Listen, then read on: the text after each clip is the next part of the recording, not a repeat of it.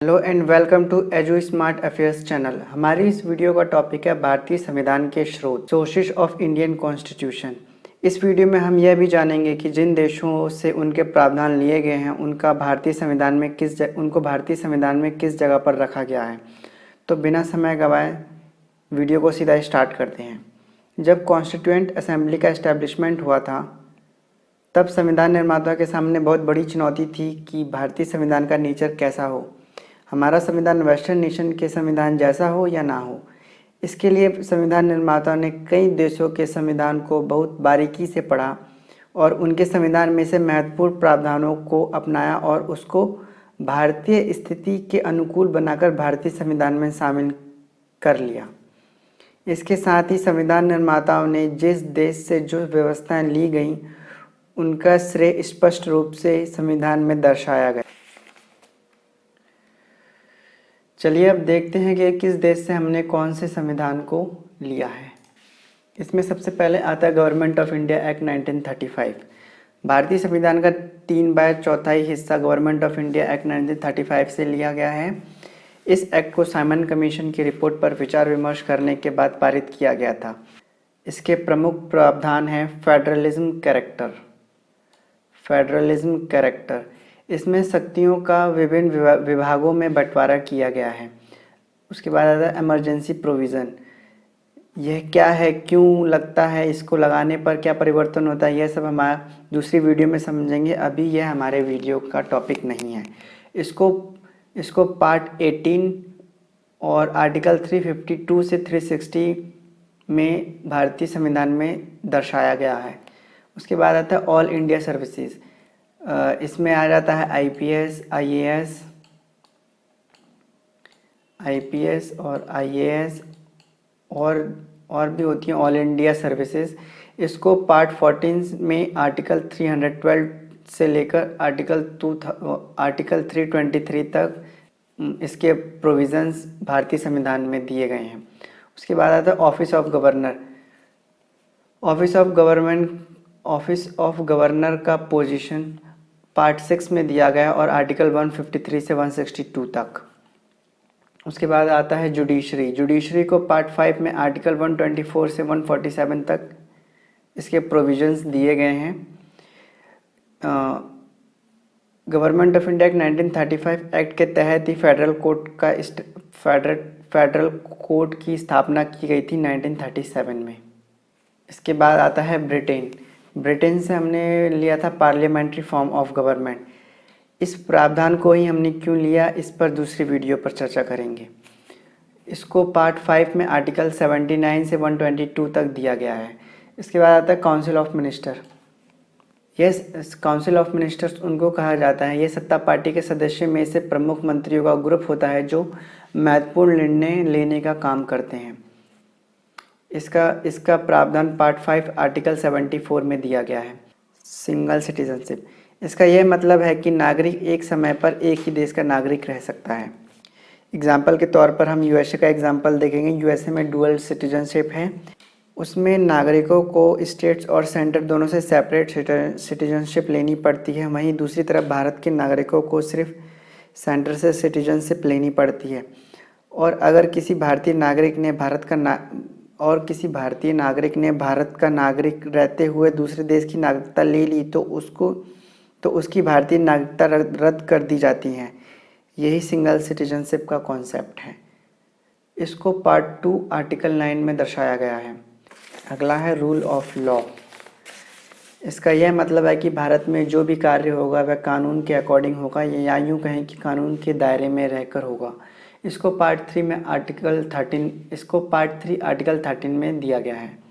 Bicameralism, इसमें 2 सदन होते हैं, upper house and lower house. यह पार्ट 5 आर्टिकल 79, 80 और 81 में इसको दिया गया है बाईकैमरलिज्म के प्रोविजंस को। अब आता है प्रोविजंस ऑफ रिट्स। इसको पार्ट 3 आर्टिकल 32 जो सुप्रीम कोर्ट के लिए है और आर्टिकल 226 जो हाई कोर्ट के लिए है भारतीय संविधान में पार्ट 3 में दिया गया है। रिट्स यह कोर्ट द्वारा लागू किया जाता है फंडामेंटल राइट्स को सुरक्षित करने के लिए। इसमें सुप्रीम कोर्ट की रिट इशू करने की शक्ति हाई कोर्ट के रिट इशू करने की शक्ति से कम होती है, क्योंकि हाई कोर्ट फंडामेंटल राइट के साथ लीगल मैटर पर रिट्स इशू करता है और साथ ही साथ हाई कोर्ट के रिट इशू करने का प्रावधान पार्ट 3 में नहीं है, जिस वजह से वह रिट इशू करने के लिए बाध्य नहीं है। तो ये हमने ब्रिटेन वाला कवर कर लिया है पूरा। अब अगला हम देखते हैं यूएसए का, यूनाइटेड स्टेट्स ऑफ अमेरिका। इस यूनाइटेड स्टेट्स ऑफ अमेरिका से हमने फंडामेंटल राइट्स लिए हैं, जो कि पार्ट 3 आर्टिकल 12 से 35 में दिए गए हैं। प्रोसेस ऑफ इम्पीचमेंट ये भी हमने यूएसए से लिया है। प्रेसिडेंट के लिए इम्पीचमेंट का प्रोसेस आर्टिकल 61 में दिया गया है और सुप्रीम कोर्ट के जजेस का impeachment process article 224 sub clause 4 में दिया गया है। प्रियम्बल हमने यूएसए से लिया है और जुडिशरी, इंडिपेंडेंसी ऑफ जुडिशरी, इसको हम समझते हैं पहले। आप अक्सर ये देखते होंगे कि जो जुडिशरी है वह किसी के भी प्रेशर में वर्क नहीं करती है, वह स्वतंत्र एवं निष्पक्ष कार्य करती है। जुडिशरी को इंडिपेंडेंट बनाने के लिए कदम उठाए गए हैं ताकि उसको बाहरी इन्फ्लुएंस से दूर रखा जा सके। जैसे कि इंडिपेंडेंसी ऑफ जुडिशरी को इंश्योर करने के लिए आर्टिकल 50, जो कि है कि एग्जीक्यूटिव और जुडिशरी में सेपरेशन की बात करता है। एग्जीक्यूटिव जुडिशरी के कार्य में बिल्कुल दखल अंदाजी नहीं कर सकता है, यह आर्टिकल 50 में दिया गया है। और इसके साथ ही जुडिशरी में जजेस का अपॉइंटमेंट कोलेजियम के थ्रू होता है, जिसमें हम देखते हैं कि एग्जीक्यूटिव का कोई इन्फ्लुएंस नहीं रहता है। उसके बाद आता है प्रोविज़न ऑफ वाइस प्रेसिडेंट। यह भी हमने यूएसए से लिया है। इसको पार्ट 5 में आर्टिकल 63 से 71 के बीच में इसके प्रावधान दिए गए हैं। और उसके बाद आता है public interest litigation. Public interest litigation तब लगाई जाती है जब लार्जर पब्लिक इंटरेस्ट का मैटर हो, जिस इशू से बड़ी संख्या में लोगों पर प्रभाव पड़ रहा हो। उस स्थिति को सही करने के लिए पब्लिक इंटरेस्ट लिटिगेशन कोर्ट में दाखिल की जाती है। एग्जाम्पल के लिए देखते हैं कि PIL लगाकर पर्यावरण से संबंधित सुप्रीम कोर्ट द्वारा गाइडलाइंस दी गई थी, वह PIL के द्वारा ही दी गई थी। हमारा अगला है कनाडा से हमने 4 प्रावधान लिए गए हैं, मेजरली 4 लिए गए हैं, जिसमें हम देखते हैं कि सेंटर को स्टेट से ताकतवर रखा गया है। Centre is stronger than state, यहाँ पे स्ट्रॉन्गर होगा, centre is stronger than state. इसको इंश्योर करने के लिए संविधान में कई सारे आर्टिकल्स दिए गए हैं, जैसे कि आर्टिकल 245। इसमें बताया गया है कि संसद द्वारा बनाया गया कानून पूरे देश में लागू होगा, आर्टिकल 245। एंड आर्टिकल 248 में बताया गया है कि अपशिष्ट शक्तियाँ होती हैं, जो रेसिडुअरी पावर, वो सेंटर को दी गई हैं।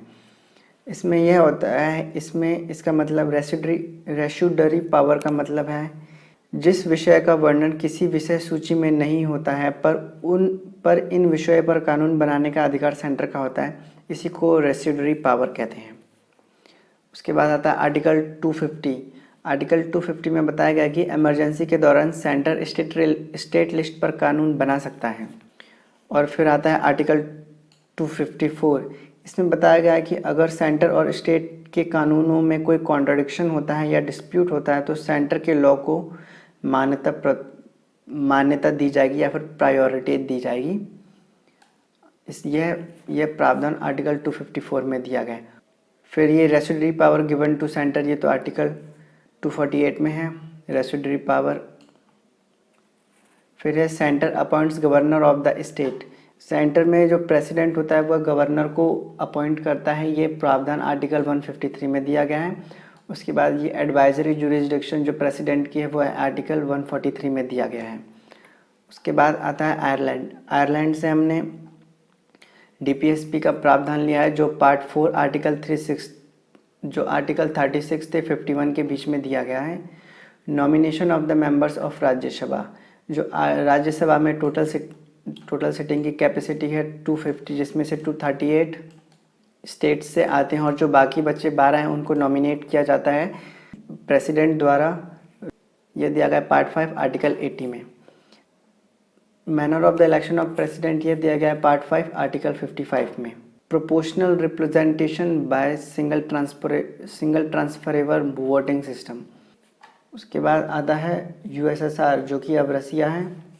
रसिया से हमने फंडामेंटल ड्यूटीज़ लिया है, जो कि पार्ट 4A में दिया गया है article 51A sub clause A से लेकर 51A सब क्लॉज K तक। और फिर उसके बाद जस्टिस, सोशल, इकोनॉमिक, पॉलिटिकल, ये तो प्रीएम्बल में दिया गया है। उसके बाद कॉन्सेप्ट ऑफ सोशलिज्म, जो कि वेस्टर्न नेशन का अलग कॉन्सेप्ट है और इंडिया का अलग कॉन्सेप्ट है, ये दिया गया है पार्ट 3 में आर्टिकल 25 से 28 तक। उसके बाद आता है जर्मनी के कॉन्स्टिट्यूशन को हम वीमर कॉन्स्टिट्यूशन कहते हैं। वहाँ से लिया गया suspension of fundamental rights during emergency के दौरान कुछ फंडामेंटल राइट्स सस्पेंड हो जाते हैं। यह प्रावधान पार्ट 18 में आर्टिकल 358 एंड 359 में दिया गया है। आर्टिकल 358 में बताया गया है कि आर्टिकल 19 के सभी राइट्स सस्पेंड हो जाएंगे इमरजेंसी के दौरान, और आर्टिकल 359 में बताया गया है कि पार्ट 3 फंडामेंटल राइट्स के सभी राइट सस्पेंड हो जाएंगे, सिर्फ आर्टिकल 20 और 21 के अलावा। अब देखते हैं ऑस्ट्रेलिया से हमने लिया लैंग्वेज ऑफ प्रीएम्बल हमने यूएसए से लिया है, लेकिन लैंग्वेज ऑफ द प्रीएम्बल हमने ऑस्ट्रेलिया से लिया है। Provision of joint sitting of the parliament. Joint sitting में होती है जब दोनों सदनों के बीच में किसी कानून को लेकर या किसी बिल को लेकर आपसी सहमति नहीं बन पाती है, तब दोनों सदनों को एक साथ बिठाया जाता है, जिसको हम जॉइंट सिटिंग कहते हैं। यह पार्ट 5 आर्टिकल 108 में दिया गया है।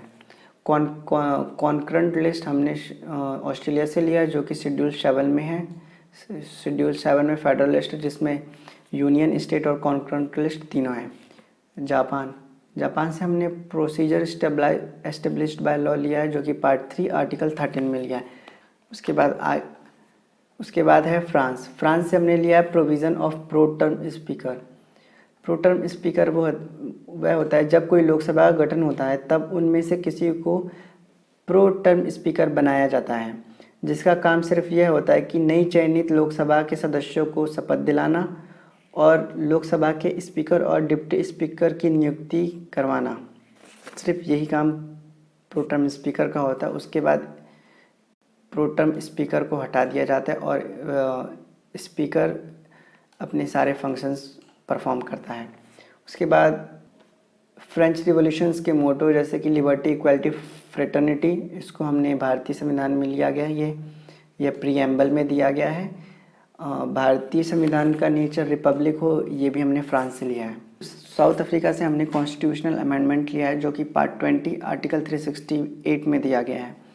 संविधान के प्रावधानों को बदलने के लिए कॉन्स्टिट्यूशनल अमेंडमेंट की आवश्यकता होती है। इसका प्रोसेस आर्टिकल 368 में दिया गया है। Manner of election of Lok Sabha and Rajya Sabha और लोकसभा के मेंबर्स किस विधि से या किस प्रोसेस से इलेक्ट किया जाएगा, उसका मैनर हमने साउथ अफ्रीका से लिया गया है। उम्मीद करता हूँ आपको वीडियो अच्छी लगी होगी और यह इस वीडियो का एंड है। धन्यवाद।